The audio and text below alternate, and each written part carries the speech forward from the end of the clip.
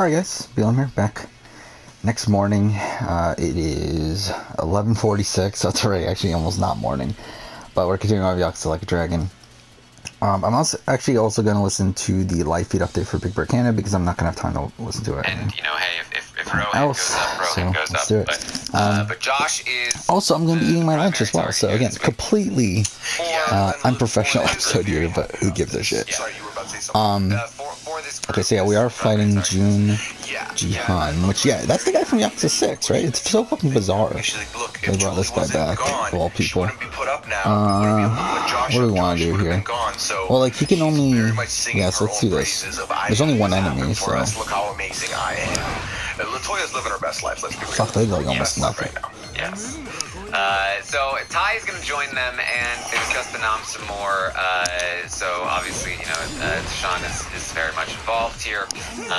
They do talk about how, okay, what happens if John wins the veto. That would mean that Rohan would go up, and then at that point we would have the numbers. Okay. Kiefer say, he goes Rohan next too. Would go. And that would probably be news to Rohan, as we'll talk about. Would he just die? I'm sure just die anyway. That seems to be the idea, the plan. Yeah, I have a job interview there today at 3 o'clock. Latoya mentioned that she had won the it is currently 11:48, as I said. I spent the last hour or so making sure everything was right. Like, the primary there. Set up the area that I'm going to be doing the interview at and everything. Made sure I had like my resume and all that sort of stuff with me, and then yeah. So we'll probably I'll probably try to record until around 2-ish. At that point, I'll probably do some refreshing right before the interview.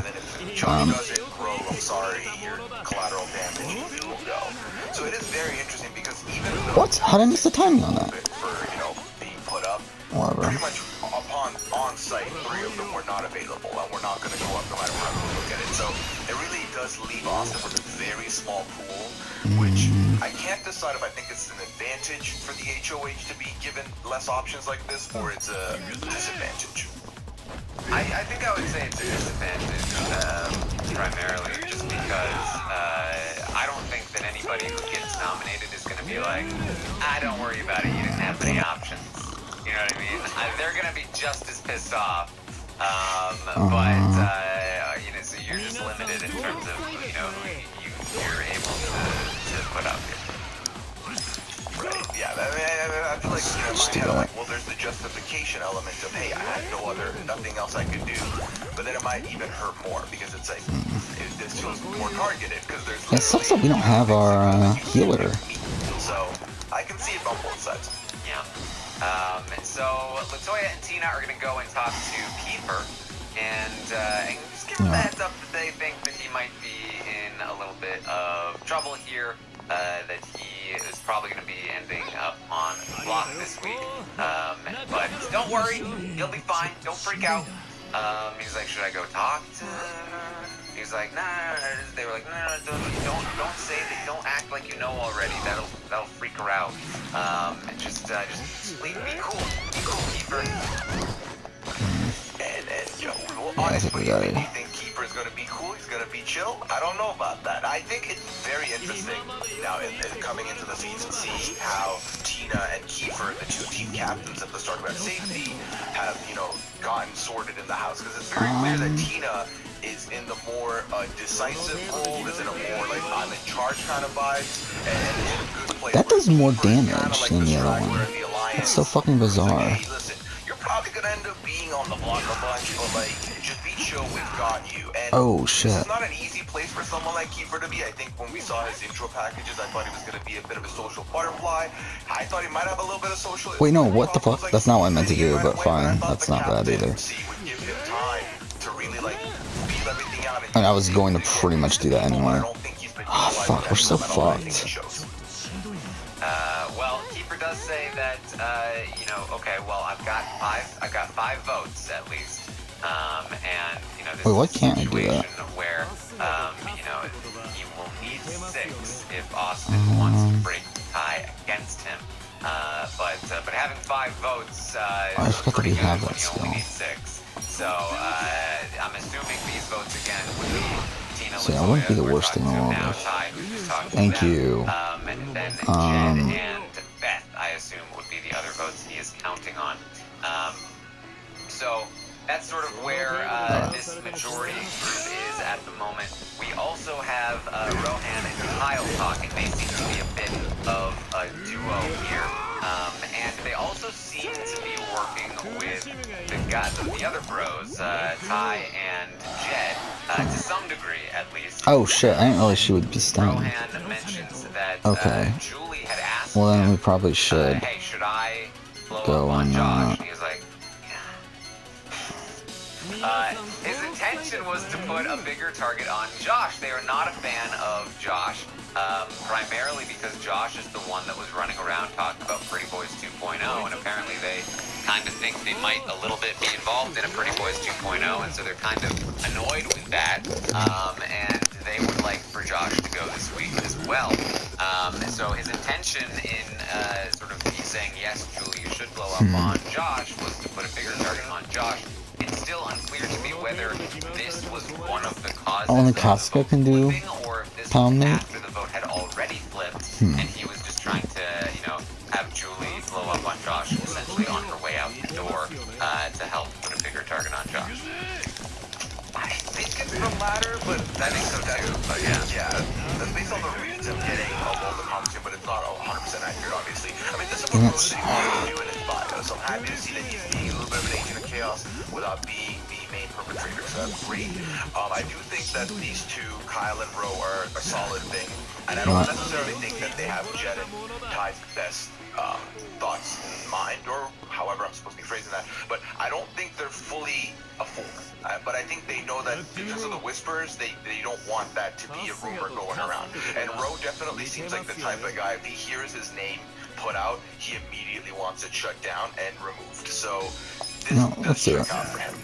Yes. So it seems to me, and we've got very little from this so far, but it seems to me like there is a four. They mention a four in this conversation.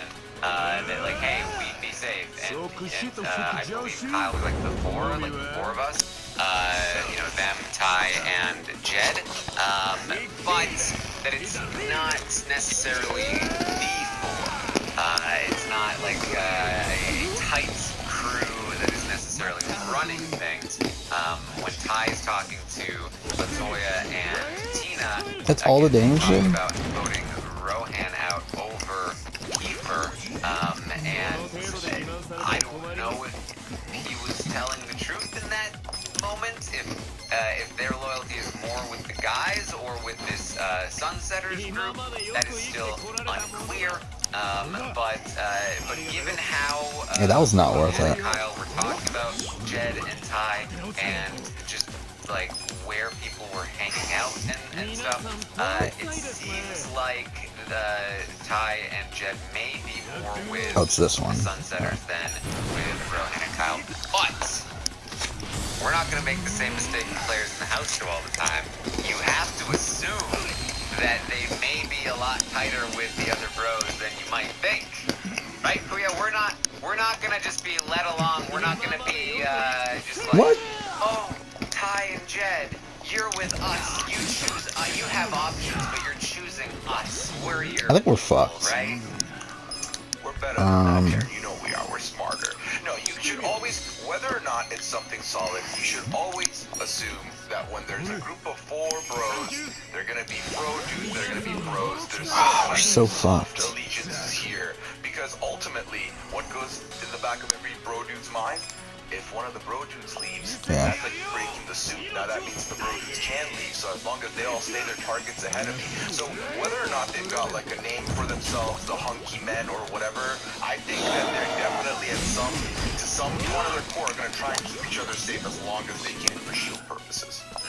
Actually, no, we do have a Rohan and Kyle first aid kit, right? Josh, yes. For noms, ideally.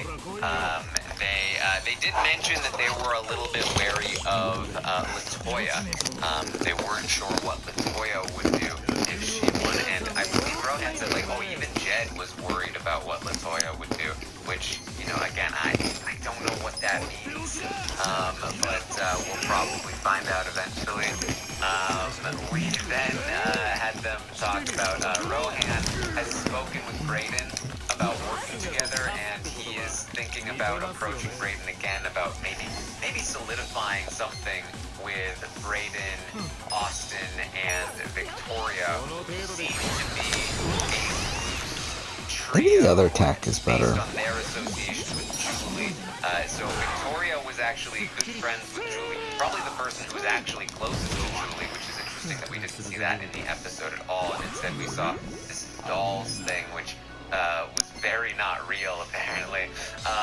But they kind of have this bond, those three, based on their connection to Julie, even though Brayden and Austin were not nearly as He close could be fucked here. as it seems Victoria was. Yeah, I made the wrong move there. I should have healed him. Rohan is considering trying to make some kind of thing work with them, which I think would be very smart. Oh, for what? Rohan, considering he is Oh, no. in some danger this week. Oh, I didn't realize it turned on auto. I'm an idiot.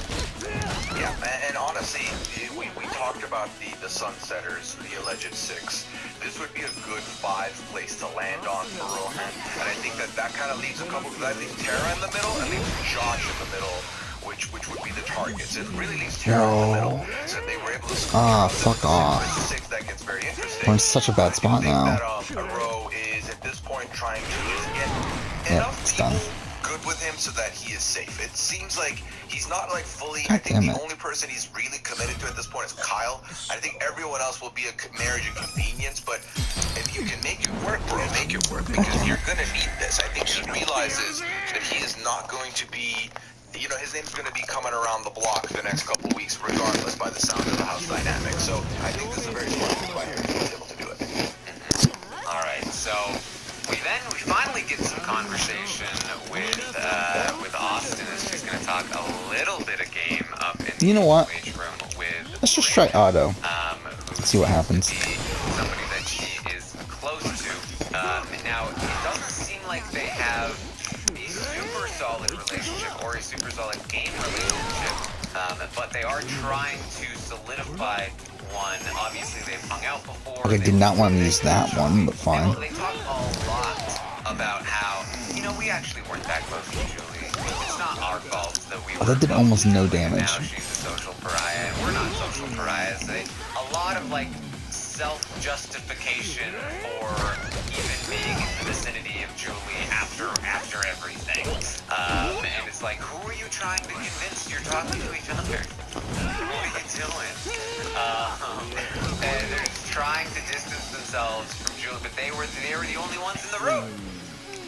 It's so funny. That's so Every bad. season we see this, where one of the first early people to leave anyone that was associated with them, goes into just rag it on them to get in with the good graces, but like you said, they're alone, so it makes no What? sense. I missed the They're timer? trying to convince each other, because it's very clear that Brayden's been spooked, because people had been talking about Brayden maybe being in the final 2 with Julie, and he's getting super defensive about this. What? Anyone that will give him a pair of ears, he's like, no, that wasn't a thing. That's very weird that anyone was thinking. Please work. That wasn't me. That was. Oh, fuck off. You have Austin be like, well, I thought I would have been the person out Oh here. my God, this is so I was the bad. good person, so I didn't want anything to do with that. But it's very weird that they're trying to convince each other, but it kind of to me feels like they're testing the story out to see if it works, and then that's what they're kind of going to run with. Is it when you rehearse a joke with a friend, you're like, you know what, that is, I'm going to say that at the party later. Like, it's kind of Okay. like that. Do you do that, Leah?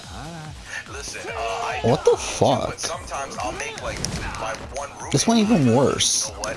The next time I'm gonna do with people, that might work. I might use that. No, he's wasting it again. People that are close to At least he got revived this time.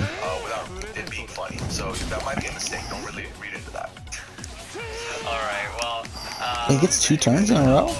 Brayden Austin What's can bullshit? talk. Austin mentions that she has a target, and that target is Keeper. She wants Keeper out. He likes her. I mean, it's someone was out there yelling against me in the HOH comp, I would also feel some type of way. So if Kiefer did that, which is pretty much sounding like it's what he did, I can see why she doesn't think he likes it. And also she's mentioned that she doesn't feel like she gets a vibe with him when they're talking, like he's not engaging her, which can be a problem from Kiefer for sure. I'm just surprised by Kiefer with these. If you have this alliance of 6 and there's 3 of your people on the other team, Let's try this actually. you really want to seem like you're overtly going out there and actively yelling Yeah, let's against the do other that team. much Because damage. if someone on that team wins, you are no longer safe. So why are you doing this? Especially if it's not one of your 3. So he must have had this confidence that like one of my 3 is winning. I can save What the my fuck? which is just an odd choice. Yeah, I mean, I'm assuming that the competition stuff was like a team, that like he was like rooting for his team over the other team, but Austin took it personally. She feels like she, you know, that he doesn't like her. She, like you said, she feels like he doesn't engage with her enough. I mean, from what I've seen, Kiefer seems like a pretty chill guy, like maybe not the most social in the world. I don't think that he has anything against Austin. I think that Austin is really reading into this a lot. But you never know for sure, I guess. But she would like to target Kiefer, and her and Brayden think that Josh would be a great pawn to sit next to Kiefer, because you know, he is already an outcast, and that would just make it easy. So they think that they can muster up some votes. Wait, I just realized. Wait, the items that we used, they're still used. That seems. Oh no, never mind. Yeah. Because that's the one I was looking Yeah, for. I would say it's ill-advised. I mean, obviously, the whole appeal of Josh was, listen, he is now a, you know, we can put him on the block if we need to. He's always going to be a target ahead of us. Let him run his mouth. That's kind of the vibe we're getting in the episode. Oh, I'm an idiot. I pushed that way too early. If you want that person, you can't be putting them up because they're too good of a target not to just be taken out at one point, especially if it'll come at the expense of, well, we might lose someone in our alliance. Then let's just get rid of Josh. So I think this is the worst choice for her if she wants Kiefer to truly go. So I don't think this is a good idea at all. And I'm not a big fan of Austin. Okay, she has a flask with hot Cheetos in it, and I adore that. That is something I'm definitely all about. But as far as Austin's HOH style, it's very much, I don't want to talk to anybody. Let's try this one. People can come to me, and then they can volunteer information. And it's like, you're kind of first HOH, you're kind of like, the onus is on you to make the first move here. Like, you have the opportunity to make whatever you want happen. Make a narrative that you can ride out. And I feel like she's kind of letting other people do that for her and just fixating on Kiefer, which I don't even think would be that big of a It's not the best move, but we'll do it anyway. Yeah, I have a big problem with a lot of what Austin is doing here as the HOH. You know, she was just on the wrong side of the vote, essentially. She was not the one driving the vote against Julie. Julie was an ally of hers, and Okay, I think this is where we're gonna use. That fight. I don't think she put up much of a fight, but she was not in the majority. She may have voted with the majority, but she was not in the majority. So the fact that she feels comfortable continuing to go after the outsiders means that she is aiding and abetting the majority. And the fact that she thinks that she can control the votes here, that she thinks that she can put up Kiefer and Josh and get a majority of votes on Kiefer and not Josh, then I don't know why she feels like she has that much power in the game when she was just not in control of the previous vote. In addition to that, as the HOH, she is just hanging out with her friends, not really talking to the house so far, staying upstairs in the HOH room alone, which is ill-advised again. Like, this is her opportunity. She is the first real HOH of the season. She has about a day of power. She has about a 24-hour period where she has the ability to nominate people, and she is a sort of weakened HOH in the sense that she can only nominate one of 6 people, or 2 of 6 people.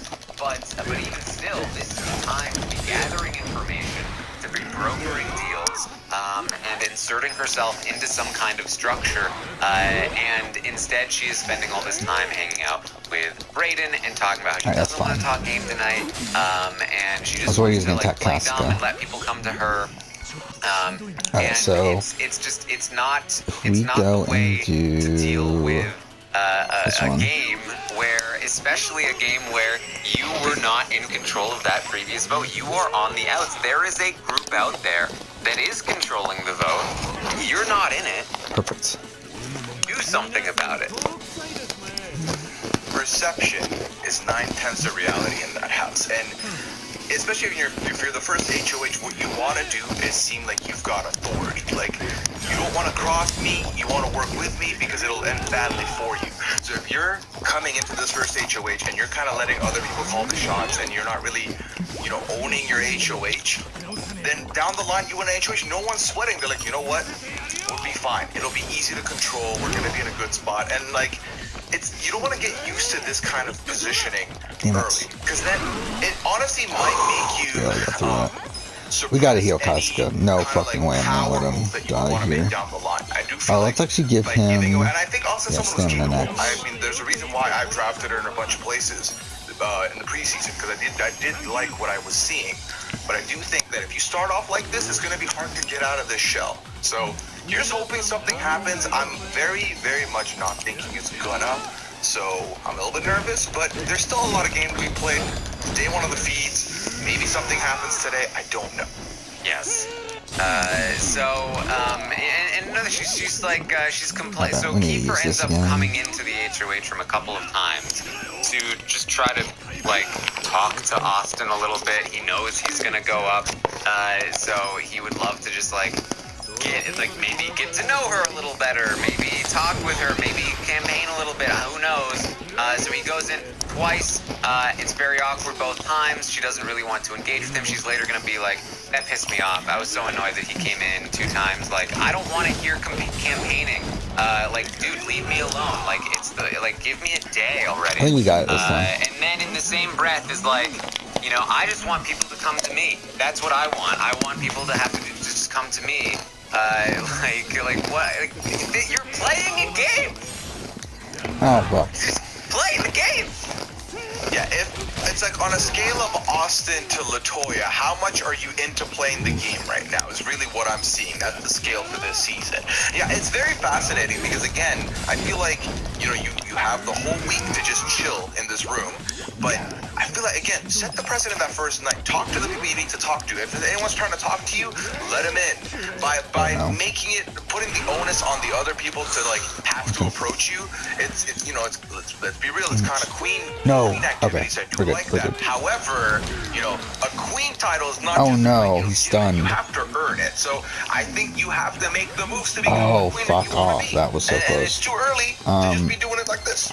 Yes, and it's still so early in the game, and again, you're in a not a great spot considering where that last vote went. So consider your options. Hear people out. Try to figure out some information. What does Kiefer have to tell you? Kiefer does not seem like the coolest cucumber, right? If he comes in and he's nervous that he might get nominated, let him talk. Maybe he'll say something, maybe he'll expose something, maybe he'll find out some information, maybe he'll sink himself, maybe he'll say something dumb, and then you can use that to get him voted out. Either way, hear him out, talk to him. Like, that's the game. That's how you play as HOH. This is Big Brother 101. I can tell you this. Thank you. Taryn was watching the feeds on his Twitch channel. Okay, I think I'm going to he's not loving this HOH. try to secure. He's definitely seeing a lot of holes. This is the HOH. Because here's the thing. When I heard that Austin was HOH, I was like, oh, this is cathartic. Like, we haven't had this in forever. Because there has not been a person outside of the majority winning HOH in a long time. This is the HOH that we all hoped and prayed for during the entirety of season 22 of Big Brother US. That we were hoping, the reason that this season is not working is because that nobody outside of the majority is winning an HOH. If Kaser had won just one HOH, if anybody had won, they came so close, and like we got it right away. And I'm like, oh, here we go. This is gonna be. Oh no, she's doing nothing. Okay. And like, here's the thing. The thought did cross my mind, like, you know, it's the first day, maybe like she's got to get him game mode. That's still possible. Again, I'm saying it's not impossible. I'm not fully out, but there is a little bit of worry because, you know, we literally watched a season. We just came off of one where we were like, oh, maybe next week, and then that pendulum never swung back. So obviously there's that bit of concern at the gate because we're like used to that feeling for like 4 months. So I think we're just gonna go attack. But let's see. I mean, I'm trying to be very optimistic. That's exactly what I wanted. Optimistic, but we'll see. The There we go. We got it. also is that I think that she's kind of getting snowed at this point a little bit too. I took the entire like, she's episode, but definitely sitting and acting like she's very comfortable in the game, but she obviously doesn't know where all the pieces lie. But I do think she's getting into this false sense of security with some of the people that she's surrounding herself with. Yes, the problem. And we'll definitely talk about that. I think one of the primary reasons she is playing the way she is that she seems to be a parachute for a couple of the people in the majority, and that is making her feel nice and comfy. So that's kind of where we are. She talks. She wants Kiefer out. Josh is going to be the person next to Kiefer. She is concerned. She was really hoping Latoya wouldn't win because she has no idea where she stands with Latoya. She feels like she could be in danger with Latoya, and she probably is. But she promised Latoya in the competition she wouldn't put her up, and it wouldn't work. It just doesn't make sense. So here's the thing, right? Latoya very clearly is someone she was concerned about, but Latoya is someone who plays the game active and has made it very clear that, hi, I'm Latoya. I'm here to play the game, so don't be shocked if I play the game. So no one is now, she's in a position for Latoya, I'm saying, where I don't think anyone's going to fault her for playing the game, for scheming, for talking game, for making deals. And what has Latoya done? Already kind of struck this deal with Austin. That's why Latoya's not even, you can't mention Latoya. You cannot mention Latoya for contention on the block. And that is, damn impressive, because I do think that initially watching Latoya kind of come out like guns blazing right out the gate, I was a little bit concerned. I was like, Latoya, so you're doing a little too much. But now it's like no one's going to fault her for playing the game, whereas if someone else starts scheming and doing a little bit and they get caught, you're like, hey, no, you can't play the game like that. I don't like that. Stop it. But if Latoya does, like, all right, carry on, Latoya, do what you're doing. Like, it's nuts, but also I get why it's working, and it shouldn't work like this, but it is, because again, the other thing is no one's really going against Latoya right now, so she's doing good for herself, being safe when Austin's injury. This should have been one of her worst case scenarios, but alas, here we are. Yes. Now this is it.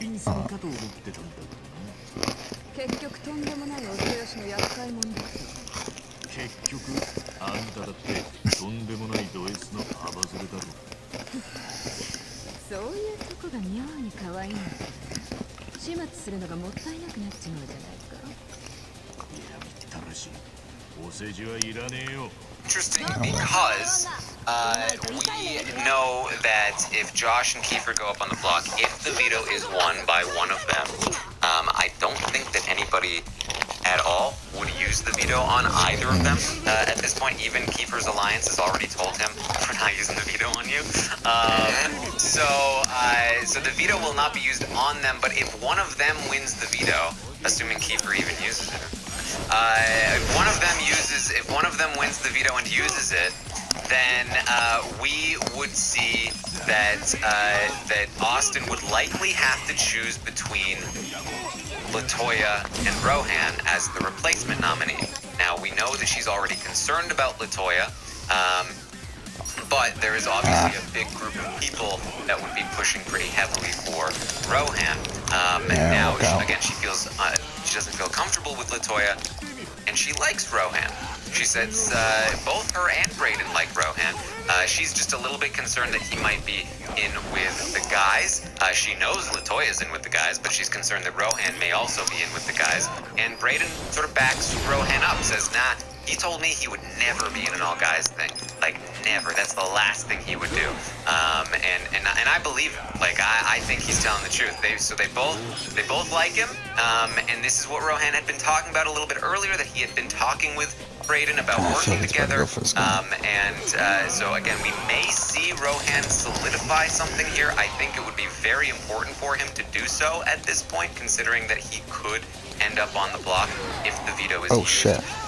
And oh no. I think that if he does, if they solidify something, if they talk a little more, if they kind of lock in some kind of bond at the very least, that would put Latoya back in the hot seat, especially because the next thing we're going to talk about is that Victoria is going to come in. Victoria is also kind of loosely connected to these two because of their connection to Julie. And Victoria definitely seems primed to want Latoya up on the block, and she's going to kind of throw out that idea a few times.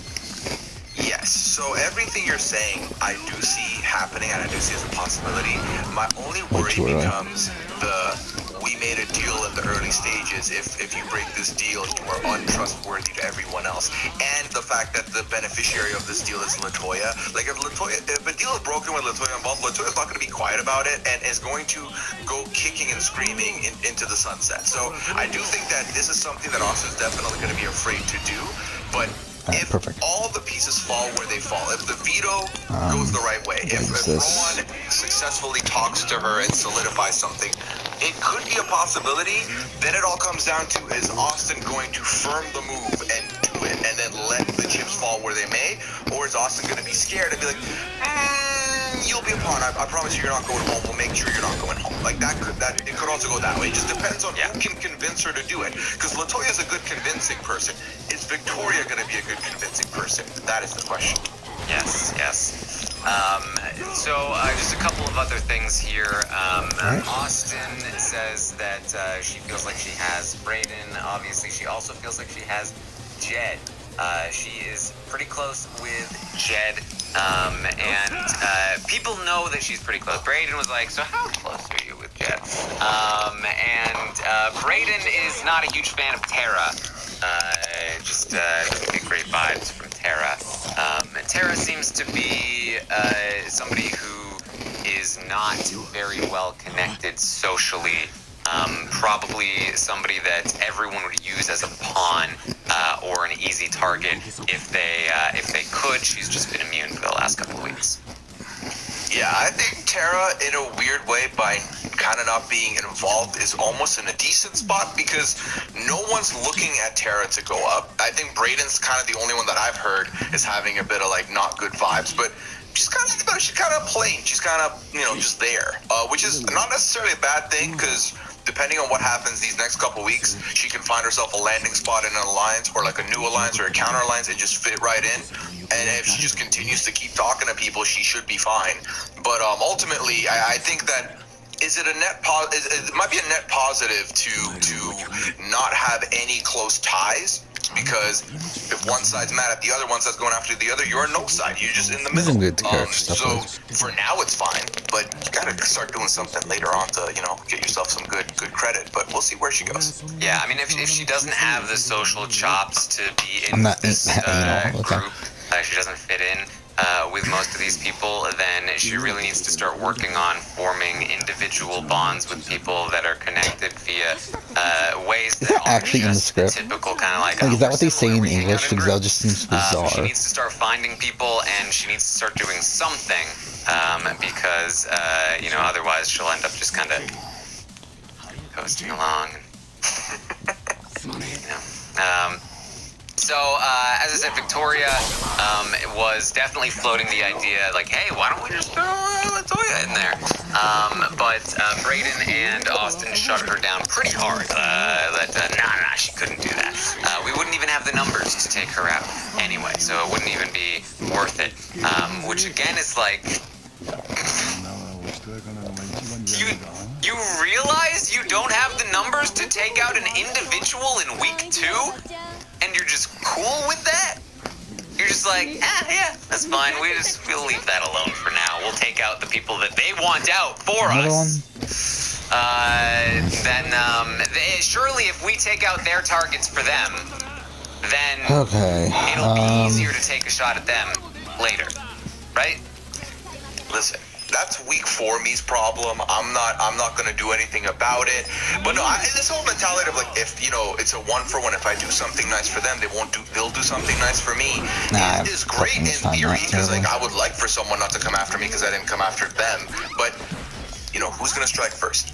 And especially if you're coming from behind, you gotta strike first. I'm sorry, you just have to. Like you said, they didn't. Let's be clear. They didn't vote in the majority. They conceded to vote in the majority this last week. Like they had no business doing it. They had. At that point, it's like, do I really want to be part of the votes against the person who ended up leaving? No, let's not do that. So I do think that it makes sense for them to strike, but also I think it's a combination of, I don't think they necessarily see that there's a core group of 6, right? I think there's a little bit of everything. There's a little bit of what's it called? They see the bros. They see the bros together. Maybe they see like there's no like, oh, this is the 6. So as long as that's not open and clear, that's a good place for them. That's a good assumption for them to have, but it is sad to stomach. It is sad to see. Yeah, I do. I feel like I feel like this is perhaps an age problem. Both Austin and Brayden are very young in this cast, and you can see that they are still very much focused on the sort of like we just want to get along with people. Like we want to kind of fit in. And that's they're kind of talking about like abandoning the idea of Julie, and you have a sort of like slightly older crowd. It does make a difference, though. I think you see this all the time with younger players who show promise, but they're just too young to have like enough confidence in the game.